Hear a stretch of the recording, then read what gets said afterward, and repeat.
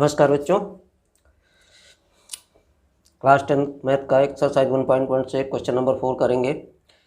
इसमें दिया है कि HCF 306 और 657 का HCF 9 है। यहाँ दो संख्याएं दी हुई हैं और यहाँ HCF दिया हुआ है, इन दोनों संख्याओं का 9 है। आपको 306 और 657 का LCM ज्ञात करना है। तो इससे पहले आपने पढ़ा था कि दो संख्याओं का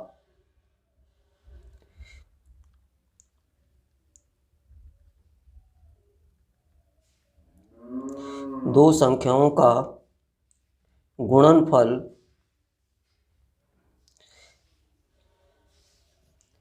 बराबर LCM इंटू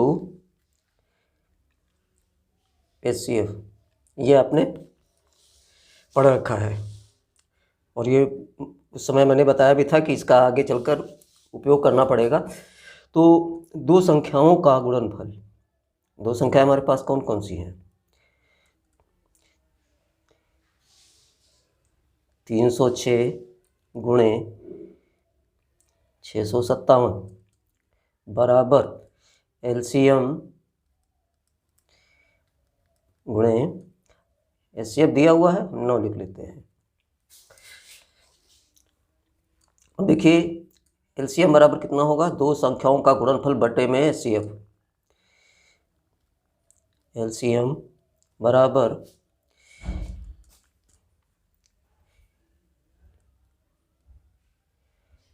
657 306, दो संख्याएं हैं, बटे में आएगा 9। तो देखिए 9 से ये भी संख्या कट जाएगी और 9 से ये भी संख्या कट जाएगी, चाहे किसी को भी आप काट दीजिए। चलिए हम इसको काटते हैं। 9 त्रिक 27, 9 एकम 9, 9 त्रिक 27, यहाँ बचा 3, 36, 9 चौक 36। अब हम क्या करते हैं, 657 और 34 का गुणा कर लेते हैं। तो इसका गुणा आएगा 22,338 बराबर 22,338। तो बच्चों इस तरह से इसका LCM या HCF ज्ञात किया जाता है। आपको ये फार्मूला ध्यान रखना है, दो संख्याओं का गुणनफल बराबर LCM गुणे HCF। यदि यहाँ पर LCM दिया होता तो यहाँ LCM को यहाँ नीचे रख लेते। इसी तरह से आपसे ये भी पूछा जा सकता है प्रश्नों में कि एक संख्या दी है, उसका दो संख्याओं का LCM इतना है और HCF इतना है, और एक संख्या है ये है दी हुई है और दूसरी संख्या ज्ञात कीजिए। तो भी इसी तरह से आपको करना है। फिर LCM गुणे HCF के नीचे जो संख्या दी है वो नीचे जाएगी। ठीक है, चलिए आगे बढ़ते हैं। अगला क्वेश्चन है, जांच कीजिए कि क्या किसी प्राकृत संख्या n के लिए संख्या 6 की पावर n अंक 0 पर समाप्त हो सकती है। यहाँ आपको ये बताना है कि 6 की घात n, कोई भी ऐसी संख्या n है क्या जो कि 6 की घात n अंक 0 पर समाप्त हो। तो इसके लिए सबसे पहले आपको लिखना पड़ेगा, यदि किसी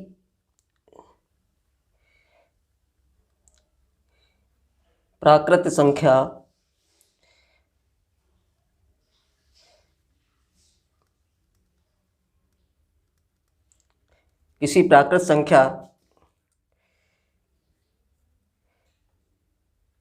n के लिए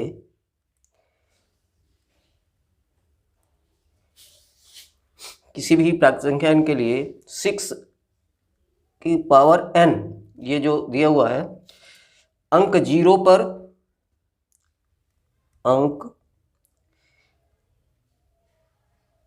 पर समाप्त हो, तो वो संख्या तो वो संख्या 5 से डिवाइड होनी चाहिए। ठीक है, डिवाइड होगी या डिवाइड होनी चाहिए, डिवाइड होगी। अगर कोई भी संख्या 0 पर समाप्त हो रही है तो उसका एक गुणनखंड 5 जरूर होगा, तो वो संख्या 5 से डिवाइड होगी।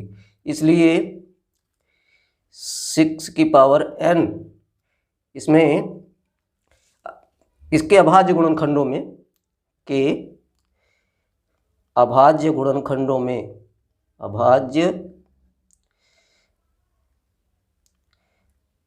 गुणनखंडों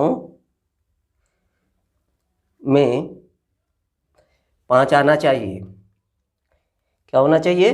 5 आना चाहिए। ये आप पढ़ के आए हो पीछे अंकगणित के आधारभूत प्रमेय में। 6 की पावर n के अभाज्य गुणनखंडों में 5 आना चाहिए। ठीक है, जो कि संभव नहीं है, जो कि संभव नहीं है।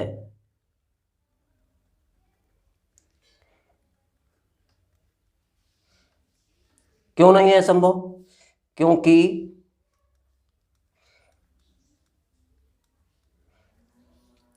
6 की पावर n, ये जो संख्या हमारे पास है 6 की पावर n, तो इसके हमें जब अभाज्य गुणनखंड करेंगे तो ये होगा 2 गुणे 3 की पावर n। ठीक है, तो यहाँ पर इसमें कोई भी गुणनखंड इसमें 5 नहीं है। ठीक है, चूंकि 6 की पावर n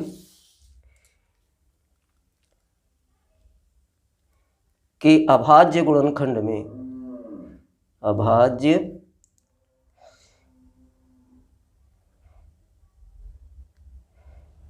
गुणनखंड में केवल 2 और 3 ही हैं, केवल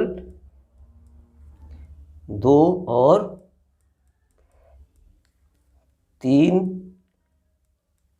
है। ठीक है, या यही आ सकते हैं, क्योंकि आपने प्रमेय में पढ़ा था कि इनके अभाज्य गुणन, किसी भी प्राकृत संख्या के अभाज्य गुणनखंड जो होते हैं ये अद्वितीय होते हैं। तो 6 के गुणनखंड जो है वो अद्वितीय है, 2 और 3, इसके अलावा और कुछ आ ही नहीं सकता। ठीक है, तो आप ये लिख सकते हो यहाँ पर अंकगणित की आधारभूत प्रमेय, अंकगणित की आधारभूत प्रमेय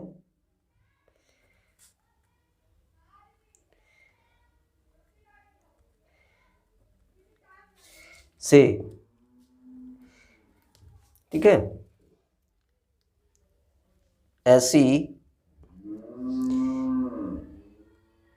कोई संख्या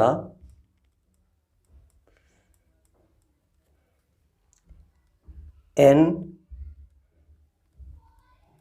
नहीं है जिसके लिए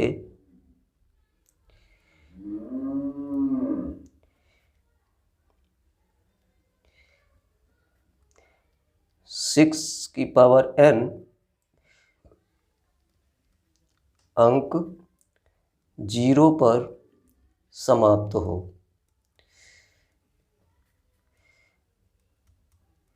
थैंक यू।